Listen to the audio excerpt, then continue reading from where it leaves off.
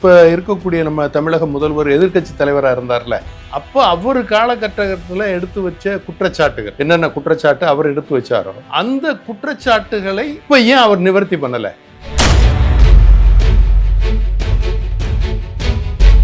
புள்ளி விவரம் நீங்க போன வருஷத்துல 500 நடந்துச்சு, இந்த நேரத்துல 450 தான் நடந்திருக்குன்ற புள்ளி விவரம் எல்லாம் வேணாம். இப்ப டெய்லி இந்த மாதிரி நிகழ்வுகள் நடந்துகிட்டு இருக்க, கண் கூட பார்த்துக்கிட்டு இருக்கமா, அது என்ன? சரி, இந்த பணத்தை கடன் வாங்கி என்ன பண்ணீங்க? யாரு விட்டு கஜானாவுக்கு போச்சு? விலைவாசியை குறைச்சிட்டீங்களா? வேலை வாய்ப்பு முதலீடு பண்ணி ஃபேக்டரி அது இது உருவாகி, தொழில் நில இதுங்கள் உருவாகி மக்களுக்கு வேலை வாய்ப்பை கூட்டியிருக்கீங்களா? இப்போ 2 ஆளுமைகள் இல்ல, அந்த இடத்துக்கு விஜய் வருவாரா? எங்க ஆளுமைகள் இல்லை அப்படின்னு சொன்னாலும் அந்த ஆளுமைகள் விட்டு சென்ற கட்டமைப்பு இருக்குங்க.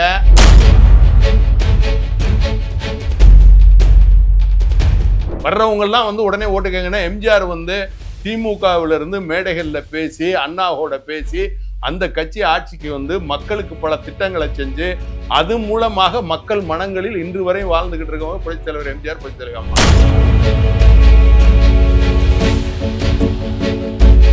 விஜயகாந்த் வந்து அவ்வளவு செல்வாக்குல அவ்வளவு இருக்கும் போது அவர் நின்று எதிர்கட்சி தலைவராக வந்தாரு. அப்பவே புரட்சித் தலைவர் அம்மா அவர்கள் சொன்னாங்க, உன் போக்கு சரியில்லைப்பா, நீ பேசுறது பிடிக்கல, இதுக்கப்புறம் உனக்கு முன்னேற்றமே இருக்காதுன்னு அந்த அம்மா சொல்லிட்டு போயிட்டாங்க. அதோட முடிஞ்சு ஓட்டு வங்கியை நீங்க உருவாக்குங்க முதல்ல, அப்புறம் ஆட்சி அதிகாரத்தை பத்தி பேசுவோம்.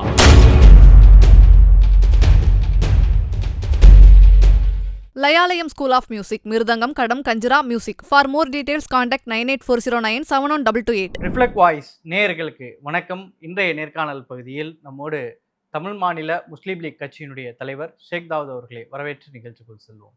வணக்கம். நன்றி. சட்டமன்றத்தில் எதிர்கட்சிகளுக்கு இடையிலான அந்த சட்டமன்றத்திலே அந்த விவாதங்கள்லாம் போயிட்டுருக்கு, காரசாரமாக நடக்குது. குறிப்பாக திமுக ஆட்சி வந்ததுக்கு அப்புறம் எதிர்கட்சிகளுடைய பிரதானமான விஷயம், திமுக ஆட்சி வந்ததுக்கப்புறம் சட்ட ஒழுங்கு சரியில்லை, இது மாதிரியான தொடர்ந்து போக்குகள் நடந்துகிட்டு இருக்கு அப்படின்றத, அது மாதிரி விலைவாசி உயர்ந்திருக்குது, தமிழ்நாட்டுடைய கடன் வந்து அதிக அளவில் வந்திருக்கு அப்படின்றதெல்லாம் பல குற்றச்சாட்டுகள் வைக்கிறீங்க. அதெல்லாம் நேற்று சட்டமன்றத்திலேயே முக்கியமான 2 விஷயங்களும் பேசும் பொருளாக ஆயிருக்கு. எப்படி அந்த முதல்வர் கொடுத்துருக்கக்கூடிய அந்த விளக்கம் ஏற்புடையதாக இருக்குதா, இல்லை எதிர்கட்சியினர் வழக்கமாக இது பேசக்கூடிய ஒன்றாக தான் இருக்குங்கிற மாதிரி பார்க்குறீங்களா? இல்லை, இப்போ நம்ம வந்து முதல்வர் இப்போ இருக்கக்கூடிய நம்ம தமிழக முதல்வர் எதிர்க்கட்சி தலைவராக இருந்தார்ல, அப்போ அவர் காலகட்டத்தில் எடுத்து வச்ச குற்றச்சாட்டுகள் என்னென்ன குற்றச்சாட்டு அவர் எடுத்து வச்சாரோ அந்த குற்றச்சாட்டுகளை இப்போ ஏன் அவர் நிவர்த்தி பண்ணலை? அவர் சொல்லும் போதும் விலைவாசியை எதிர்த்து வீட்டு வரி இவங்க போட போறேன்னு சொன்னதுக்கே ஆர்ப்பாட்டம் பண்ணாரு. அதே மாதிரி போதை பொருள்கள் அதிகமாக புழக்கத்தில் இருக்குன்னு குட்கா வித்ததுக்கு இவர் கையில் எடுத்துக்கிட்டு வந்து சட்டையை கிழிச்சிக்கிட்டு வெளியில வந்து நின்றாரு. அதே மாதிரி சட்டமன்றத்தில் இருந்து அவர் மேல வழக்கும் போடப்பட்டிருக்கு, நான் அந்த குட்கா பொருளை சட்டமன்றத்துக்குள்ள கொண்டு வந்துட்டாருன்னு சொல்லி. அதே போல எல்லா நிலைகளிலும் சட்டம் ஒழுங்கு சீர்குலைஞ்சு போச்சு. இன்னும் சொல்ல போனா கருணாநிதி அவர்கள் ஆட்சியில் இருக்கும்போது காவல்துறையினுடைய இருதயமே அழுகி போச்சும்பாரு. இப்ப பார்த்தா மொத்தமாக காவல்துறையே அழுகி போயிருக்கிற கண்டிஷன்ல தானே இருக்கே. ஒவ்வொரு நாளும் நீங்க கொலை நடக்காத நாள் என்னைக்காவது இருக்கா? அதுவும் வழக்கறிஞர்களை 2வது வந்து நீதிமன்ற வளாகத்திலே வெட்டி கொலை பண்றாங்க.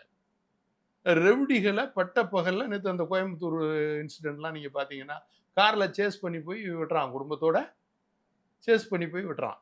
அதே மாதிரி நீங்க பாத்தீங்கன்னா, இந்த ஜாபர் அலியா, அவர் இவர் முன்னாள் காவலில் உள்ளவர் ஜாகிர் ஹுசேன், அவரை பார்த்தீங்கன்னு சொன்னா, அவர் வந்து வகுப்பு சொத்தை பாதுகாக்கிறதுக்கு எல்லாம் பண்ணதுக்கு அவரை கொன்னுடுவேன்னு மிரட்டல் இருந்து எல்லாம் அதாவது காவல்துறையில முன்னாள் துணை ஆய்வாளராக இருந்தவர், சப் இன்ஸ்பெக்டர். அதான் இப்போ இது குறித்து நேற்று முதல்வருமே இதுக்கான பதில்களை சொல்லியிருக்காரு. நீங்க எதிர்கட்சிகள் இதற்கான கவன ஈர்ப்பு தீர்மானத்தை நீங்க கொண்டு வரீங்க. ஆனா புள்ளி விவரங்கள் படி பார்த்தா, தரவுகளின் படி பார்த்தா, இப்போ கடந்த ஆட்சிகளோட ஒப்பிடுகையில தரவுகள் படி பார்த்தா குறைந்துதான் இருக்குது. போன வருஷத்தோட பார்க்கும்போதே இப்போ இந்த வருஷம் வந்து ஒரு 42% அளவுல குறைந்துதான் இருக்கு. அப்போ எங்கேயோ வரக்கூடிய ஒரு சில வீடியோக்களை வச்சுக்கிட்டு, அதை வெளியே வரதை வச்சுக்கிட்டு தமிழ்நாடு முழுக்க பாதுகாப்பற்ற சூழல் இருக்குங்கிற மாதிரி ஒரு பொய்யான பிம்பத்தை ஏற்படுத்துறாங்கிறது தானே முதல்வருடைய வாதமாக இருக்கு. இல்ல, அது சரியா இல்லையே. அவர் சொல்ற புள்ளி விவரம் எங்க இருந்து அந்த புள்ளி விவரத்தை கொடுக்குறாரு? அந்த புள்ளி விவரம் எங்க இருக்கு? அப்ப டெய்லி நம்ம பார்க்கறது வலைதளங்கள்ல வர்றது, மீடியாக்கள்ல வர்றது, அதே மாதிரி இந்த பாலியல் சீண்டல்கள் பள்ளிகள்ல இருந்து கல்லூரிகள்ல இருந்து எல்லா இடங்கள்லையும் எவ்வளவு. அப்ப இதெல்லாம் வந்து இப்ப வந்து இதை வந்து எப்படி நம்ம சொல்லணும்னா, நீங்க முதல்ல புள்ளி விவரங்கள் பத்தி சொல்றது அப்படிங்கிறது முற்காலங்களுக்கு சரியா இருந்தது. இப்ப நீங்க புள்ளி விவரம் சொல்ல வேணாம். எல்லார் கையிலயுமே புள்ளி இருக்கு. போற ரோட்ல போய்க்கிட்டு இருக்கவன் கையில கூட செல்போன் வச்சிருக்கான். உடனே ஒரு தப்பு நடந்தா குப்பை கொட்டி கிடந்தாலே போட்டோ எடுத்து இப்படி குப்பை கொட்டி கிடக்க இங்க சரியில்லை, ரோடு குண்டும் குழியுமா இருக்கு, சரியில்லைன்னு சொல்லிட்டு உடனே போடுறான். இப்ப எல்லாருமே செய்தியாளர்கள், எல்லாருமே செய்தியை உடனுக்குடன் மக்களே தெரிவிக்கிறான். இப்ப வந்து மீடியாக்கள் செய்யற வேலையை விட மக்களே வந்து உடனே தெரிவிக்கிறான். இப்ப மக்களுக்கு வந்து எல்லாருக்குமே தெரியுது. இதுக்கு இப்ப நீங்க புள்ளி விவரம்லாம் சொல்ல வேணாம். இப்ப நீங்க வந்து சட்டமன்றத்துல புள்ளி விவரம் நீங்க போன வருஷத்துல 500 நடந்துச்சு, இந்த நேரத்துல 450 தான் நடந்திருக்குன்ற புள்ளி விவரம் எல்லாம் வேணாம். இப்ப டெய்லி இந்த மாதிரி நிகழ்வுகள் நடந்துகிட்டு இருக்க, கண் கூட பார்த்துக்கிட்டு இருக்கமா, அது என்ன? அதை எந்த புள்ளி விவரத்துல கொண்டு நம்ம சேர்க்கறது? சரி, 1947 சுதந்திரம் வாங்கினதுல இருந்து இன்னைக்கு வரைக்கும் தமிழ்நாடுடைய கடன் 4.5 லட்சம் கோடி அதிமுக லாஸ்ட் முடிக்க போகும்போது. இப்ப நீங்க வந்து 4 வருஷத்துல 4.5 லட்சம் கோடியை கடன் வாங்கியிருக்கீங்களே, அது என்ன? சரி, அது போகட்டும். விலைவாசி எல்லா வரிகளையும் உயர்த்தி இருக்கீங்க. முன்மடங்கு வீட்டு வரி, முன்மடங்கு தண்ணி வரி, முன்மடங்கு பால் விலை அதிகம். அதே மாதிரி சாப்பாட்டு பொருட்கள் விலை அதிகம். அதே அளவுக்கு உற்பத்தியில நாங்க வளர்ந்துருக்கிறோம். அந்த அந்த கடனுக்குள்ள அந்த விஷயத்தையும் சேர்த்து பார்க்கணும்னு சொல்றாங்கல்ல. ஆமாங்க, நீங்க வந்து கடன் நிறைய வாங்கியிருக்கோம், அந்த அளவுக்கு வரியை போட்டு வருமானம் பண்ணியிருக்கோம். அதுக்கு நன்மை என்ன பண்ணியிருக்கீங்க? நான் கேட்கிற கேள்வி என்ன? நீங்க வந்து ஒரு குடும்ப தலைவராக நீங்க எடுத்துங்க, கடன் நிறைய வாங்கியிருக்கீங்க, உற்பத்தியும் நீங்க நிறைய பண்ணியிருக்கீங்கன்னு நீங்க சொல்றீங்க. எங்களுக்கு வந்து இவ்வளவு வருமானம் இருக்கு, அதனால நாங்க செலவு பண்றோம். இந்த அளவுக்கு, அதாவது 100 ரூபாய்க்கு 27 ரூபா வரைக்கும் கடன் வாங்கிக்கலாம். உங்க கணக்கு என்ன? நீங்க சொல்றது ஜிடிபியில 100 ரூபா வரைக்கும் 100 ரூபாய்க்கு 27 ரூபா கடன் வாங்கிக்கலாங்கிறது அந்த கணக்கு. 23ல இருந்து இப்ப 27 ஆயிருக்குது. முதல்ல 23 இருந்தது, இப்ப ஜிடிபி கூட இருக்கு அப்படின்னு 27 வரைக்கும் வாங்கிக்கலாம். நாங்க 24 தானே வாங்கியிருக்கோம், 24% தானே வாங்கியிருக்கோம் நீங்க சொல்ல வரீங்க. சரி, இந்த பணத்தை கடன் வாங்கி என்ன பண்ணீங்க?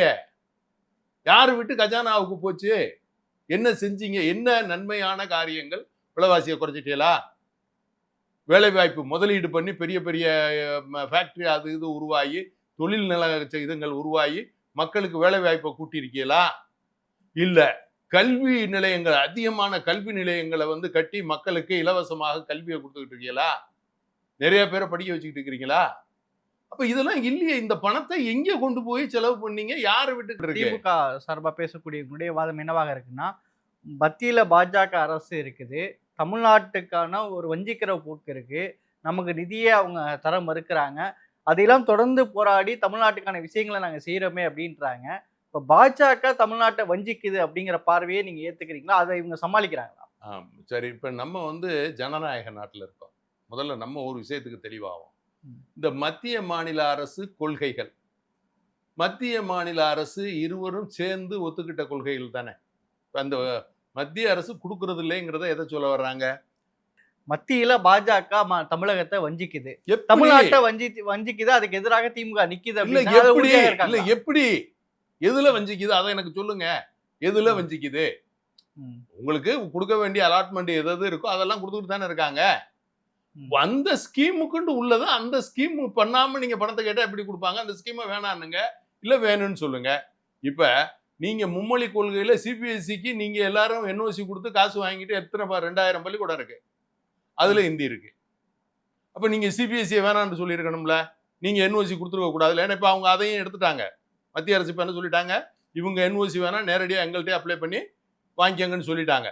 அப்ப அந்த காசும் போச்சு. இனி இவங்க யாரும் 5 லட்சம் 5 லட்சம் அந்த என்ஓசி கூட தமிழ்நாடு அரசு வாங்க முடியாது. என்ஓசி தேவையில்லைன்ட்டாங்க. நேரடியா மத்திய அரசுட்ட நீங்க லைசன்ஸ் வாங்கிக்கலாம். அப்ப பாஜக எதிர்ப்பு விஷயத்துல ஒரு நாடகம், ஒரு அரசியல் நடத்தப்படுதுங்கிறது முழுக்க அரசியலுங்க. இது வந்து பாஜக வந்து அவங்களுக்கு தகுந்த மாதிரி அவங்க தலைவர்கள் பேசுறாங்க, இவங்களுக்கு தகுந்த மாதிரி இவங்க தலைவர்கள் பேசுறாங்க. இது முழுக்க பொலிட்டிக்கல் தாங்க, அரசியல் மைலேஜுங்க, வேற ஒண்ணுமே இல்லை. எல்லாம் நிதி பங்கீடு, எல்லாருமே பேசித்தாங்க செயல்படுத்துறாங்க. பேசாம எதையும் செயல்படுத்துறது இல்லைங்க. நீங்க ஒத்துக்கிட்டதுக்கு அவங்க கொடுக்குறாங்க. இந்த மாதிரி ஸ்கீம், அதே மாதிரி நீங்க பிரைம் மினிஸ்டர் அந்த ஹவுசிங் ஸ்கீம் இருக்கு, அதுல 60% மத்திய நிதியில இருந்து கொடுக்குறாங்க, 40% இவங்க போடணும். அப்ப அந்த ஸ்கீம் ஏன் பண்றீங்க? அப்ப அதுல ஸ்கீம் பண்ணி அதுல காசு வாங்குறீங்களா இல்லையா? அதுல கலைஞர் வீடுன்னு சொல்லிட்டு ஸ்டிக்கர் ஒட்டுறீங்களா இல்லையா? இங்க எல்லா ஸ்கீமுக்கும் அவங்க பணம் கொடுத்தா அவங்க அதை சொல்றாங்க, அதனை அந்த ஸ்கீமை நீங்க நடத்தணும். எந்த ஸ்கீம் மத்திய அரசுல இருந்து கொடுக்குறாங்களோ பொதுவான நிதி ஒதுக்கீட்டை தவிர மற்ற நிதி ஒதுக்கீடு எதாக இருந்தாலும் அவங்க கொடுக்கிற அந்த திட்டத்துக்கான நிதி, அந்த திட்டத்தை அந்த மாநிலம் வந்து நிறைவேற்றலைன்னா அந்த நிதியை அவங்கள்ட்ட இருந்து நீங்க வாங்க முடியாது. அப்ப மாநிலம் வந்து அந்த திட்டத்தை நிறைவேற்றினா அவங்க அந்த நிதியை கொடுக்குறாங்க. இப்ப இதுல என்னங்க ஓர வஞ்சகம் இருக்கு? நீங்க நிறைவேற்றுங்க. ஓட்டிங் பேட்டர்ன் நீங்க சொன்னீங்க, ஒரு கட்சினா வந்து கொள்கை பேசியிருக்கணும், மக்கள் போராட்டங்கள் இருந்திருக்கணும் அப்படிலாம் நீங்க சொல்றீங்க. அப்படி பார்த்தாலும் இங்க அது மாதிரிலாம் இருக்கக்கூடிய விடுதலை சிறுத்தைகளா இருக்கட்டும், கம்யூனிஸ்ட் கட்சிகளா இருக்கட்டும், அவங்க ஆளுங்கட்சியாவோ எதிர்கட்சியாவோ கூட இல்ல. இன்னைக்கு ஒரு பிம்ப அரசியல்ல இருக்கிறாங்க. அந்த வகையில விஜய் வரும்போது அது பெரிய அளவுல ஓட்டிங் பேட்டர்னே மாறி இருக்குன்னு புரிஞ்ச கூடாது. ஏன் சரி, நீங்க இப்ப சொன்னதுனால நான் திரும்ப கேட்கிறேன். இப்ப இந்த தொல் திருமாவளவன், வைகோ, விஜயகாந்த் பெரிய நடிகர் தானே, அவங்க எல்லாருமே தனியா ஒரு அமைப்பு அமைச்சு அதையும் வெற்றி பெறல, ஏன் போனி ஆகல? இப்ப நீங்க சொன்ன மாதிரி அப்படி பார்த்தா விஜய் அதெல்லாம் தாண்டி ஒரு திரை பிம்பமா வர்றாருல. இல்ல, அன்னைக்கு விஜயகாந்த் திரைப்பம்பம் இல்லையா? ஏங்க அன்னைக்கு உங்களுக்கு விஜயகாந்த் திமுக இல்லாம அவர் வந்தாரு தானே. திமுக 31 இடங்களோட எதிர்கட்சியா உட்கார்ந்தாரு தானே. அது யாரோட அம்மாவோட கூட்டணி சேர்ந்ததுக்கு அப்புறம், அதுக்கப்புறம் அவர் அதுல இருந்து பிரிஞ்சு தொல் திருமாவளவன், வைகோ எல்லாருமா சேர்ந்து தனியா நின்றாங்களா? அது தெரியாதா உங்களுக்கு? கூட்டணியா? அப்ப அந்த கூட்டணி ஏன் போனி ஆகல? சரி, இப்போ 2 ஆளுமைகள் இல்ல, அந்த இடத்துக்கு விஜய் வருவாரா? ஏங்க ஆளுமைகள் இல்லை அப்படின்னு சொன்னாலும் அந்த ஆளுமைகள் விட்டு சென்ற கட்டமைப்பு இருக்குங்க. உங்கள்ட்ட எந்த கட்டமைப்பு இருக்கு? ஏங்க ஒவ்வொரு கிராமத்திலையும் கிராம நிர்வாகத்துல இருந்து, வார்டுல இருந்து, அதே மாதிரி பஞ்சாயத்து தலைவர்கள்ல இருந்து இப்படி ஆளுகளாக இருந்து பல 30 வருஷம் ஆட்சியில் இருந்திருக்கு அதிமுக. இந்த 30 வருஷம் ஆட்சியில ஊரு ஊரா சமஸ்தானம் நடத்தி அங்கங்க அந்த அமைப்புல இருந்தவங்க பல லட்சம் பேர் இருக்காங்க. அப்ப அப்படிதானே இப்போ மாநாட்டுல 7 லட்சம் 5 லட்சம் பேருக்கு குறைஞ்சது கூட்டுறாங்கன்னே வச்சுக்கிருவோம். 5 லட்சம் பேர் கூடி இருக்கிறாங்க. கட்சின்னு ஒண்ணு உருவாகுவதற்கு முன்பே உள்ளாட்சி தேர்தல் உங்களுக்கு தெரியும். கட்சின்னு ஒண்ணு உருவாகுவதற்கு முன்பே தமிழக வெற்றி கழகத்தின் அப்போ ரசிகர் மன்றமா இருக்கும்போது ஜெயிச்சிருக்காங்க தானே. நீங்க எவ்வளவு காலமா ஜேர்னலிஸ்டா இருக்கீங்க? தப்பா நினைக்காதீங்க கேட்கிறேன். எவ்வளவு காலமா இருக்கீங்க? இந்த கூட்டத்தை கூட்டுனா அது ஓட்டாயிருமா? கட்சின்னு ஒண்ணு கட்சிங்கிற கட்டமைப்பு உருவாகிறதுக்கு முன்னாடி இவ்வளவு பேர் வராங்க. இப்ப இவருக்கு கமலஹாசனுக்கு கூட்டம் கூடலையா? இல்ல இந்த அளவுக்கு கூட உங்க டிஸ்கஷன் பொலிட்டிக்கலா பாத்தீங்கன்னா கோயம்புத்தூர்ல ஏங்க இப்ப ஒண்ணும் இல்லைங்க. காமெடி நடிகை சரளா போனா பயங்கர கூட்டம் கொடுங்க. காமெடி நடிகை கவுண்டமணி போனாருன்னா பயங்கர கூட்டம் கொடுங்க. இப்ப இருக்க இந்த அவர் ஒருத்தர் ஒரு முடியெல்லாம் பெருசா வச்சுக்கிட்டு இருக்கிறாரு ஒருத்தர், அவர் பேர் என்ன? காமெடி நடிகர் தலையிலம் அப்படி அவர் பேர் என்ன பாபு? யோகி பாபு. அவரு போனா பயங்கர கூட்டம் சொல்றது. தன்னுடைய கொள்கை எதிரியா விஜய் அறிவித்திருக்கக்கூடிய பாஜக ஆதரவா பேசக்கூடிய சில ஜேர்னலிஸ்ட் கூட 15% அளவுல வாக்கு இருக்குன்றாங்க. பல முதல்வர்களோடு வேலை செஞ்ச பிரசாந்த் கிஷோர் சொல்றாரு 15-20% வாக்கு விஜய்க்கு இருக்குன்னு சொல்றாரு. இதை நீங்க கடந்து போயிடலாம். அம்மா சொல்லணும்னு சொன்னா அப்ப அவருக்கு வேலை கொடுக்க மாட்டார்ல. அவருக்கு 300 கோடி 500 கோடி கொடுத்து அவருக்கு பிரசாந்த் கிஷோர் இப்படி முன்னாள் முதல்வர் இல்ல இப்படி வருவான். பிரசாந்த் கிஷோர் இவங்களெல்லாம் முதல்வர் ஆக்குனவர். அவர் ஊர்ல அவர் போனி ஆகலையா? 3 இடத்துல அவருக்கு வேலை நல்லா இன்னொருத்தவங்கள வேலை செய்ய வைக்கலாம் அப்படின்னு கூட வச்சுக்கிறோம். அதாவது திமுக வெற்றி பெற்றதுக்கு அவர் காரணம்னு சொல்லிக்கிறாங்க. பிரதமருக்கு வேலை செஞ்சிருக்காரு, மம்தா பானர்ஜிக்கு வேலை செஞ்சிருக்காரு, ஜெகன்மோகன் ரெட்டிக்கு வேலை செஞ்சிருக்காரு. இந்த மாதிரி முதல்வர்களுக்கெல்லாம் வேலை செய்தவர் தானே இதை சொல்றாரு. ஆமாங்க, எம்ஜிஆருக்கு வேலை செஞ்சவங்க நிறைய பேர் இருக்காங்க. ஜெயலலிதா அம்மா தேர்தல் வியூகம் இல்ல, அதான் சொல்றேன். ஜெயலலிதா அம்மா கூட வேலை செஞ்ச எல்லாரும் போனவங்க இருக்காங்க. இப்படி நிறைய பேர் அவங்களுக்கு வழிகாட்டினவங்க, டூர் ப்ரோக்ராம் போட்டவங்க, போனவங்க, ஏன் பின்னாலே உட்காந்து அட்டை எடுத்து கொடுத்தவங்க எல்லாம் இருக்காங்க. உங்களுக்கு தெரியும், நான் யாருன்னு சொல்ல வேணாம். அப்போ அட்டை எடுத்து கொடுத்தவங்க எல்லாம் முதல்வர் ஆயிடுவாங்களா? பின்னாலே உட்காந்து அம்மா குறைச்சு மதிப்பிடுறோமா? குறைச்செல்லாம் மதிப்பிடல. ஏங்க நீங்க நம்பர் போட்டு இப்ப நீங்க நல்லா சொல்லிக்கிட்டு இருக்கீங்க தம்பி. உங்களுக்கு இல்லாத வியூகமா? இப்ப நீங்க கொடுக்கறத பார்த்தா பிரமாதமான வியூகம் உங்கள்ட்டே இருக்கு. அப்ப உங்க வியூகத்தை வச்சு நாங்க ஜெயிச்சிருமோ? எங்க மக்கள் ஓட்டு போட வேணாமாங்க? வியூகம் எல்லாம் ரைட்டுங்க. இப்ப வியூகம் எப்படி எடுக்கிறோம் நான் அதையும் உங்களுக்கு கிளீனா சொல்லிடுறேன். ஏன்னா மக்களுக்கு தெரியணுங்கிறதுக்காகத்தான். ஒவ்வொரு ஊர்லயும் போய் ஒரு 1000 பேரை 2000 பேரை ஒரு 15 லட்சம் ஓட்டு உள்ள வாக்காளர்கள் உள்ள ஒரு எம்பி தொகுதி, இல்ல ஒரு எம்எல்ஏ தொகுதி, ஒரு 6 லட்சம் 5 லட்சம் உள்ள எம்எல்ஏ தொகுதி, அதுல போய் நீங்க எவ்வளவு பேர்ட்ட கேட்பீங்க? மேக்சிமம் ஒரு 1500 பேர் 2000 பேரை ஒரு லிஸ்ட் அடிச்சு வச்சுட்டு போய் இந்த இது நல்ல கட்சியா, அந்த இது நல்ல கட்சியா, இதனால விலைவாசி ஏறிச்சா, இதனால விலைவாசி இறங்குச்சான்னு வச்சுட்டு கேட்டு ஒரு 100 பேரை இறக்கி விட்டு டிக் பண்ணிட்டு வருவீங்க. அதுல பார்க்கும்போது அந்த ஏரியாவில் வந்து இதுதாங்க வரா மாதிரி இருக்கு. அதே மாதிரி இன்னொன்னு எந்த ஜாதிக்காரங்க அங்க நிறைய இருக்காங்க, இதுகளை எல்லாம் பார்த்து இதால போட்டீங்கன்னா ஜெயிச்சிருவீங்க, என்னென்ன சொன்னீங்கன்னா இந்த ஏரியாவில் என்னென்ன ஜெயிச்சிருவீங்க. இதுதானே வியூகம் வகுப்பாளரு, வேற என்ன வியூகத்தை வகுப்பாரு? இதே மாதிரி கேள்விய விஜய் அவர்களுடைய அரசியல் வருகைங்கிறது அதிமுக சார்ந்து பேசக்கூடியவங்களுக்கு ஏதோ டிஸ்டர்பன்ஸ் இல்ல, ஏற்படுத்தல. ஒரு டிஸ்டர்பன்ஸ் இல்லைங்க. ஏங்க நீங்க நிறைய பேர் வந்துகிட்டு இருக்கிறாங்க, நிறைய பேர் கட்சி ஆரம்பிக்கலாம். ஏன்னா ஜனநாயக நாடு, யாரையும் ஆரம்பிக்க முடியாதுன்னு யாரும் சொல்ல முடியாது, யாரும் ஆரம்பிக்கிறதுக்கு தடையும் இல்லை. மக்கள் வாக்களிப்பாங்களா, கட்டமைப்பு இருக்காங்கிறது தான் பேச்சு. இப்ப அவர் வெற்றி பெறதுல நமக்கு என்ன இருக்கு தப்பு? ஒன்றும் இல்லை, வெற்றி பெற்ற மக்கள் ஓட்டு போட்டா நம்ம ஏத்துக்குங்க. இப்ப பிரதமர் நரேந்திர மோடியை நமக்கு பிடிக்குதோ பிடிக்கலையா, அவருக்கு நம்ம பிரதமர் தானே. அதே மாதிரி மு.க. ஸ்டாலின் அவர்களை நமக்கு பிடிக்குதோ பிடிக்கலையோ, சுய விருப்பு வேற, அவர் நமக்கெல்லாம் முதல்வர் தானே. அப்ப அதே மாதிரி இப்ப இவர் வந்து மக்கள் ஓட்டு போட்டு தேர்ந்தெடுத்தாங்க, ஜனநாயக நாடு, நாங்க ஏத்துக்கிற போறோம். திமுக அதிமுக மாற்றாக விஜய் இருப்பாருன்னு பாக்குறீங்க? கண்டிப்பாக இருக்க வாய்ப்பு இல்லைங்க. ஏன்னா கட்டமைப்பு இல்லைங்க. சும்மா நம்ம ஆட்டுக்கு பேசுறது யார் வேண்டாலும் நீங்க கேட்டீங்க, நான் பேசுறேன், இல்ல அவர் மேல எனக்கு ஆறுதல், இல்ல இவர் மேல தாக்கம், இல்ல நான் அதிமுகவை சார்ந்திருக்கிறேன், அப்படி நான் பேசலைங்க. ஒரு ஜனநாயகவாதியா மக்கள் நலத்துல அக்கறை உள்ள ஒரு அரசியல் தலைவரா சொல்றேன் உங்களுக்கு. அந்த வாய்ப்பு கண்டிப்பாக இல்லை. என்னன்னா மக்கள்கிட்ட போய் என்ன சொல்லி ஓட்டு கேட்கறது, என்ன இவர் செஞ்சிருக்காரு? வர்றவங்க எல்லாம் வந்து உடனே ஓட்டு கேட்கணும். எம்ஜிஆர் வந்து திமுகவில இருந்து மேடைகள்ல பேசி, அண்ணாவோட பேசி, அந்த கட்சி ஆட்சிக்கு வந்து மக்களுக்கு பல திட்டங்களை செஞ்சு, அது மூலமாக மக்கள் மனங்களில் இன்று வரை வாழ்ந்துகிட்டு இருக்கவங்க புரட்சித் தலைவர் எம்ஜிஆர், புரட்சித் தலைவர் அம்மா. இப்ப கருணாநிதி அதே மாதிரி அந்த கட்சியில திமுகவில இருந்து மக்கள் ஊர் ஊரா போய் மக்களுக்கு சில திட்டங்களை கொண்டு வந்து மக்களுக்காக வாக்களிச்சு எல்லாம் பண்ணி நடத்தியிருக்காரு. அப்ப அவருடைய மகன் இன்னைக்கு அந்த நிலை இல்லை. மு.க. ஸ்டாலின் அவர்களுக்கு அந்த திமுக கட்சி இருக்கு, கட்டமைப்பு இருக்கு.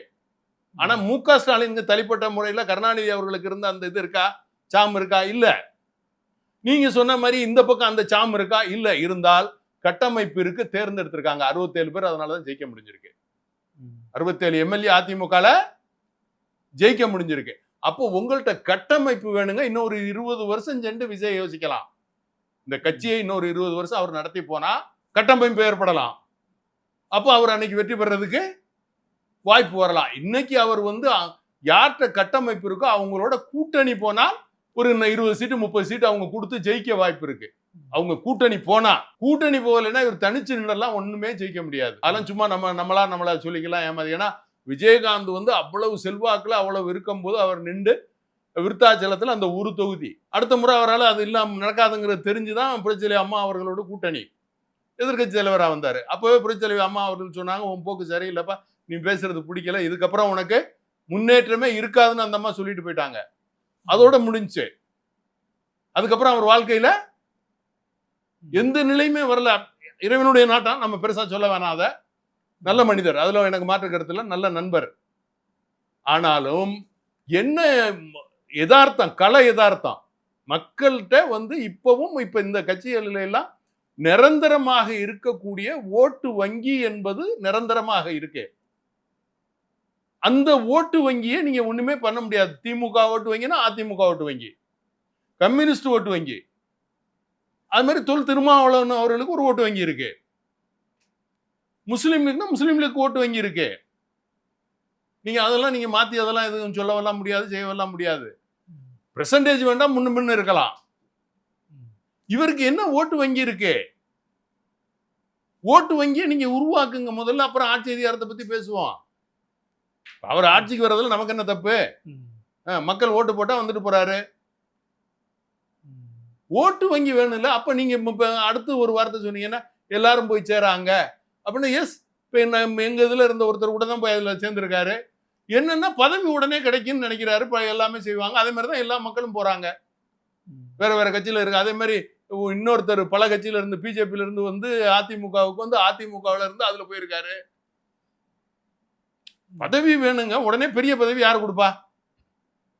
நீங்க ஒரு போஸ்ட்ல இருக்கீங்க, 4 கம்பெனிக்கு அப்ளிகேஷன் போடுறீங்க, சம்பளமும் கூடணும் பதவியும் கூடணும். சம்பளம் கூடி பதவி கொடுத்தா டக்குனு நீங்க ரிசைன் பண்ணிட்டு அங்கே போயிட போறீங்க. அதானே?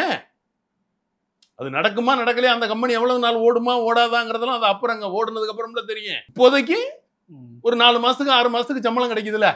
ம். அதுக்கப்புறம் அந்த கம்பெனி புது கம்பெனி, அதனால அவன் தெரியாம உங்களை கூப்பிட்டு உங்களை போஸ்டிங்ல போட்டு சம்பளம் கொடுத்துடுவான். 6 மாதம் சென்று பார்த்தீங்கன்னு சொன்னா அவன் கம்பெனியை நடத்த முடியாதுன்னு கையில் இருக்கிறதெல்லாம் மூடிட்டு பழையபடி அவன் என்ன தொழில் செஞ்சுக்கிட்டு இருந்தானோ அந்த தொழிலுக்கு போயிடுவான்னு வச்சுக்கோங்க. ம். அது தமிழ்ல இன்னுமே நல்லா சொல்லுவானுங்க, பரம்பரை ஆண்டியா பஞ்சத்துக்கு ஆண்டியாண்டு. ம்.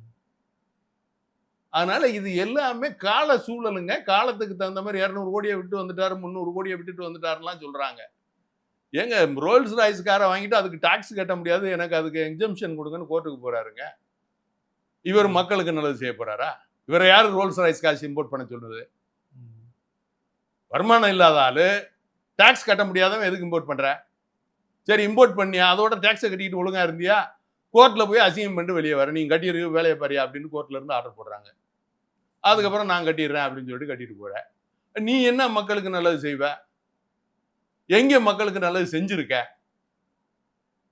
ஆனா இதெல்லாம் அதாவது பேசுறதுக்கு கேட்கறதுக்கு ஒரு கூட்டத்தை கூட்டிட்டோம், பெருசா ஒரு 1,00,000 பேரை கூட்டி பண்ணி நான் கூட தான் நாளைக்கு நீங்க சொன்னீங்க அப்படின்னு சொன்னா ஒரு 10 கோடி ரூபாய் 20 கோடி ரூபாய் செலவு பண்ணா தமிழ்நாட்டில் இருக்கிற எல்லா கட்சிக்காரரையும் ஒன்னா கொண்டாந்து என்னால் நீ கேட்ட முடியும். அதெல்லாம் ஓட் ஆகுமா? ம். தலைக்கு 1000 ரூபா கொடுக்குறோம், சாப்பாடு கொடுக்குறோம், குவார்ட்டரும் கையில் கொடுத்துட்றேன் அப்படின்னு சொல்லிட்டு பஸ்ஸை கொடுத்தோம்னா மாவட்டத்துல இருந்து எல்லா பேரும் காசை கொடுத்தா ஏற்றி கொண்டாந்து எங்கேடா குமிக்கணுமோ அந்த இடத்துல குமிச்சிட போறான். பெரிய செட்டப் போடுங்க, எல்லாருக்கும் சாப்பாட்டை போட்டு எல்லாம் முடிச்சுட்டு சாயங்காலம் போவான். நீங்க வந்து அப்படி கையை காட்டு ஹாய் ஹாய் கையை காட்டிட்டு அதை செய்வேன் இதை செய்வேன், என் கொள்கை அல்லாவின் கொள்கை, அதே மாதிரி அண்ணாவின் கொள்கை, கார்ல் மார்க்ஸின் கொள்கை அப்படின்னு சொல்லிட்டு நீங்க 4 பேர் போட்டோ பெரிய பெரிய போட்டோ வச்சு சொல்ல வேண்டியதானே. இதுல என்ன இருக்கு தப்பு? ம். யார் என்ன கேட்க போறா அவங்கள? ஏதாவது தப்பா அது? எங்க உங்க ஜனநாயக நாடு, பேச்சுரிமை இருக்கு, அரசியல்ல யாரும் நிக்கலாம். ம். அப்ப இந்திய குடிமகனா இருந்தா அதுக்கு அவருக்கு அந்த வாய்ப்பு இருக்கு, அது செஞ்சிருக்காரு. அப்ப அதை போட்டு பெருசா இன்னைக்கு மீடியாக்கள் பெரிய லெவல்ல பேசுறீங்க, பெரிய லெவல்ல கேள்வி எடுக்கிறீங்க. அவர் ஜெயிச்சு வந்து ஆட்சி அதிகாரத்துக்கு வரட்டுங்க, அப்புறம் பேசுவோங்க. சரிங்க. நிகழ்ச்சியில் பங்கேற்று உங்களுடைய கருத்துக்களை பகிர்ந்து கொண்டமைக்கு நன்றி. நன்றி நன்றி.